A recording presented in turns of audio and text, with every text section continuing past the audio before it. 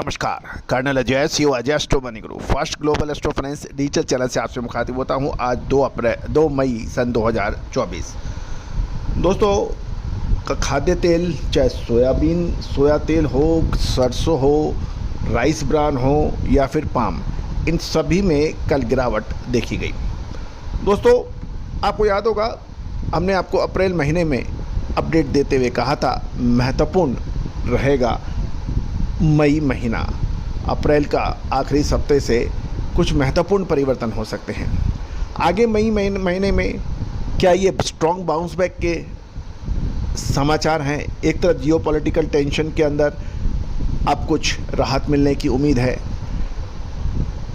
कच्चे तेल में गिरावट हो रही है, तो इसका क्या सकारात्मक प्रभाव पड़ने वाला है खाद्य तेलों पर या फिर होने वाली है बड़ी मंदी?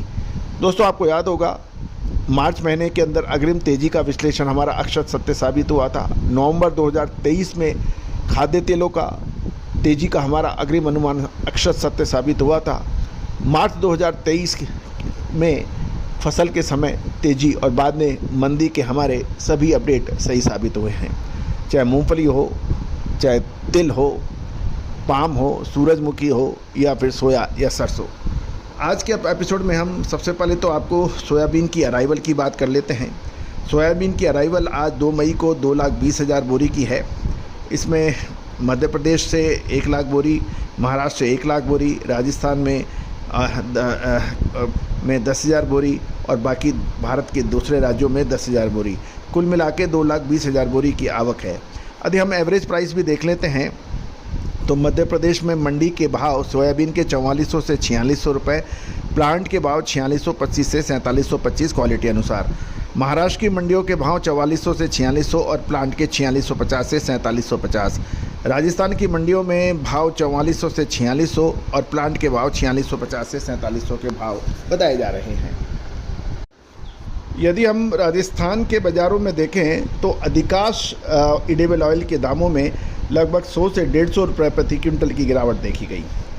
यदि हम सोया एसिड की कीमतों में भी लगभग 250 रुपये की प्रति क्विंटल की गिरावट देखी गई। इसका प्रमुख कारण ये बताया जा रहा है कि ग्राहकी बिल्कुल कम बाज़ारों में बताया जा रहा है। कोई माल खरीदने की कोई विशेष रुचि ही नहीं ले रहा है क्योंकि उन्हें और गिरावट की उम्मीद लग रही है।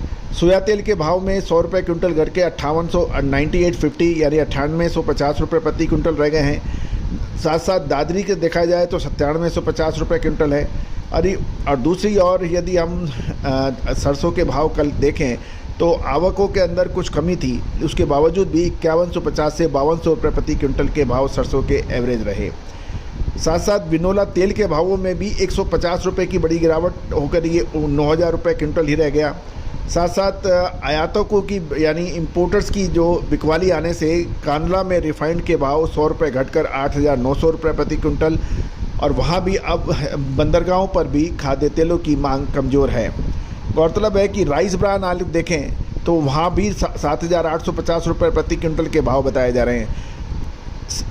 क्रूड पाम तेल के भाव भी $930 प्रति टन बताए जा रहे हैं। और साथ साथ यदि हम वनस्पति घी निर्माताओं को की देखें तो क्रूड पाम ऑयल के भाव 50 रुपये घटकर कल 8,400 रुपये प्रति क्विंटल की बात लोग कर रहे हैं।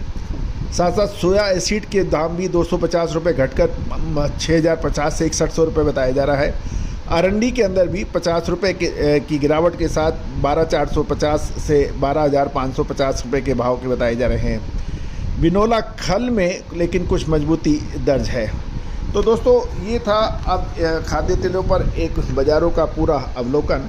लेकिन महत्वपूर्ण ये है कि अब मई महीने का प्रथम सप्ताह शुरू हो चुका है और सरसों की आवक, सरसों की पैदावार, बिजाई, ये सारी भ्रम और अटकलें सब समाप्त हो चुकी हैं। अब सामने सब बिल्कुल रियल पिक्चर है। अब एक यक्ष प्रश्न है, क्या अब और गिरावट है या फिर बाउंस बैक है? चुनाव की गतिविधियां भी अब बहुत जल्दी ख़त्म हो जाएगी।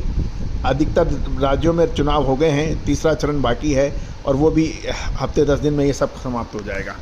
अब व्यापारी वर्ग सिर्फ इस चीज़ की बात है कि हर रोज़ एक्सपोर्ट का, इम्पोर्टेड ऑयल का बाज़ार भाव, ये सारी चीज़ें आपको हर जगह मिल रही हैं। तो दोस्तों अब महत्वपूर्ण ये रहेगा कि मई और जून का महीना क्या तेलों के लिए, खाद्य तेलों के लिए एक बाउंस बैक लेके आ रहा है या फिर हो रही है बड़ी गिरावट।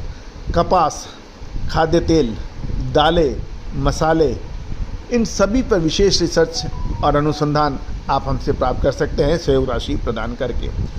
दोस्तों तेज़ी आने के बाद तेज़ी और मंदी आने के बाद मंदी से कभी किसी व्यापारी वर्ग को फ़ायदा नहीं हुआ है। मानसून की अग्रिम अनुमान से किसानों को फ़ायदा तब हो सकता है जब मानसून की अग्रिम विश्लेषण उस तक पहुँचे। बारिश आने के बाद या सूखा पड़ने के बाद उसके कसीदे करने से कभी कोई फ़ायदा हुआ नहीं है। दोस्तों हमारा प्रयास हर संभव यही रहता है कि हम आपको काफ़ी हद तक सूचनाएं दें, बाज़ारों से अनुसंधान दें, लेकिन विशेष रिसर्च रिपोर्ट के लिए आप संपर्क कर सकते हैं। एक और महत्वपूर्ण बात दोस्तों, हमारा डिस्क्लेमर्स भी ध्यान से पढ़िए, सुनिए। ये सभी जानकारी अनुसंधान और शिक्षण के उद्देश्य से दी जा रही है। किसी भी प्रकार का निर्णय लेने से पहले स्वयं का विवेक और अपने सलाहकार से भी आप अवश्य राय करें।